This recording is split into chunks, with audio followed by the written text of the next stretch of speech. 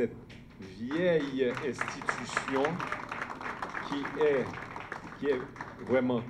qui porte honorablement ses 47 ans, est très très heureuse de pouvoir primer ce jeune lauréat et qui montre encore une fois que les lettres ne sont pas mortes dans ce pays, qu'il y a une nouvelle génération montante qui arrive et qui fait œuvre qui vaille. Donc, je ne peux souhaiter à notre lauréat 2021 que de continuer et que ce n'est qu'ici le début, que ce prix des chants ne sera pour lui qu'un tremplin vers encore de belles étapes dans sa carrière littéraire. Donc, j'en profite de rappeler que le prix des chants consiste en la remise d'un chèque de 175 000 gourdes au lauréat, mais plus que le chèque, l'élément le plus important de ce prix, c'est l'édition, la production de 1000 exemplaires du livre primé, dont les revenus de la vente reviennent à l'auteur. Donc, et par ce biais, donc, il reçoit vraiment un revenu pour son labeur, pour son travail intellectuel, mais aussi permettra au public de connaître et de se familiariser non seulement avec l'œuvre primée, mais aussi avec son auteur et la qualité de cet auteur. Nous, je n'ai jamais su dire la vie autrement. Et à défaut de n'avoir su trouver mes chemins, je me suis mise à te suivre. Toi, l'ami des routes et des silences, qui avait une théorie pour presque tout, pour les enfants qui courent les rues sans se soucier de l'interdiction de leurs parents, pour ces 3 vieilles femmes qui habitaient la grande maison du Carrefour sans jamais recevoir d'invités, pour ces 2 jeunes femmes qui s'aiment, s'enlacent en s'en foutant des codes et des manières. Puis, il y avait les couleurs, les noms que tu donnais aux passants, aux enfants, aux arbres et aux fleurs. J'étais l'ami bleu. Sans trop comprendre, j'acceptais. À quoi bon chercher le pourquoi de certaines choses? S'il suffit seulement de tenir une promenade avec l'autre, jouer le jeu de l'écoute et de la présence.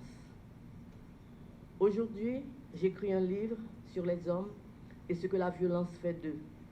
Je multiplie les interviews, réduis et augmente en longueur de journée ma bibliographie, envoie et attends des mails qui ne sont pas toujours venus. Ce livre, je le fais peut-être pour nous, comme un dernier élan du cœur et de l'intelligence. Je fais un livre sur les hommes et la violence. Non, je fais un livre sur les hommes dans la violence, un livre sur les victimes. À chaque rencontre, je pense à ta folie de toujours vouloir renommer les choses, comme si cela redéfinissait ton rapport à l'autre. Tu m'appelais l'ami bleu, comme pour compenser ta peur de la mer. Tu m'appelais aussi camarade par moments, camarade. Je ne me souviens plus trop bien pourquoi. Peut-être à cause de cette haine commune que nous avons des bourreaux, peut-être. Et je redis ton nom comme un amour infini. J'espère que vous avez, comme nous l'avons ressenti en lisant ce livre, ressenti la beauté des mots et la force des idées. Et c'est ce qui nous a conquis dans le livre de Louis Bernard Henry. Et je dois dire, je vais faire référence à ce que Peter disait, et à Marie-Laurence aussi. C'est vrai que le travail du jury, c'est un travail de relecture et de discussion, de relecture et de relecture sans cesse sur les livres. Mais cette année, je dois dire que le travail était plus facile, parce que nous avons tous été conquis par ce livre. Ça ne veut pas dire que nous n'avons pas lu les autres, mais nous avons été conquis beaucoup plus facilement cette année par ce livre, parce que la langue était belle, les personnages ont une trajectoire complexe et en même temps attachante, et les idées et les problèmes soulevés dans le livre le sont avec ce fond, avec élégance et beauté, et la littérature s'en sort enrichie. Il advient aujourd'hui que l'écriture que j'ai toujours considérée comme le plus noble des rapports au monde me convient à un honneur particulier, honneur que je reçois avec la plus profonde gratitude. Dans la locution que je dois tenir ici, j'aurais voulu faire entendre toutes les voix qui ont façonné ce livre, ou les destins qui, d'une manière ou d'une autre, m'ont conduit à l'idée de l'écrire. Un premier livre est, à mon avis, l'écho de tous les artistes qu'on aime. C'est par conséquent le plus mauvais livre d'un écrivain, et à contrario le plus sincère. Par mauvais, j'entends bien sûr le rapport à la technique, les hésitations, les faiblesses narratives et du style.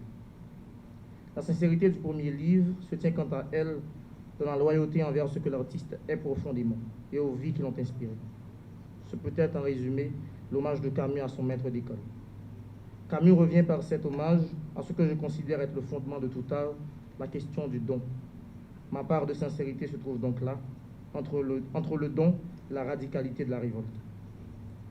J'ai, en écrivant ce texte, gardé en mémoire le bruit des larmes que je versais en lisant Zun Sechanenen, les gouverneurs de la Rosée. J'aurais voulu prêter mes jambes à Zun pour qu'elle puisse fuir le colonel Kadejak, et j'aurais voulu qu'aucune terre ne soit capable de produire des colonels. J'ai pendant des nuits et des nuits voulu que Manuel ait oublié cette recherche de l'eau pour fuir avec Anaïs. Mais la littérature est la part du don. Que serait Manuel cette fidélité au peuple de Font-Rouge? Concilier littérature et politique, c'est faire un pied de nez à la philosophie assez bête qui croit que tout homme doit être une machine industrielle qui doit sans cesse produire plus. Concilier littérature et politique, c'est tenter aussi fou que cela puisse être de réparer les hommes et de voir la vie du côté du cœur. Mélissa Béralus, dans son dernier livre, dit à travers un personnage, c'est à 17 ans, à la mort de sa mère, qu'elle comprit qu'elle était de cette race d'humains qu'on estime beau. Il y a tellement d'hommes et de femmes qui n'ont jamais su qu'ils pouvaient être beaux, ou du moins qui n'ont jamais su qu'ils pouvaient avoir le droit d'être beaux. Il y a à Martissan comme à la Saline des enfants qui ne savent pas qu'un homme ou une femme, ça peut faire un livre, que ça a droit à tous les rêves du monde. Entre les gangs et la faim, on n'a pas le temps d'imaginer l'infinie possibilité de la vie. Rendre hommage sincèrement à Jacques-Stéphane Alexis, c'est faire acte de radicalité, prendre parti contre l'injustice et lutter sans sourciller contre tous les fabricants d'horreur. La littérature est à mes yeux le plus noble des arts. Ce prix que vous m'attribuez donne naissance à un écrivain sans grande prétention, mais certain du parti pris de son art. J'espère que j'écrirai d'autres livres qui feront honneur à cette 46e édition. J'espère aussi, et du même coup, conserver ma part d'étoiles, de folie et de révolte. Il faut déposer les manuscrits, donc comme la présidente nous l'a fait comprendre tout à l'heure, donc que c'est théâtre, poésie, roman, quelle que soit la langue choisie, retenue, il faut le faire entre le 8 juin et le 8 juillet. Donc, nous accueillons une autre écrivaine, jeune écrivaine, qui a eu le prix il y a 2 ans, Fédia. On applaudit Fédia Stanislas.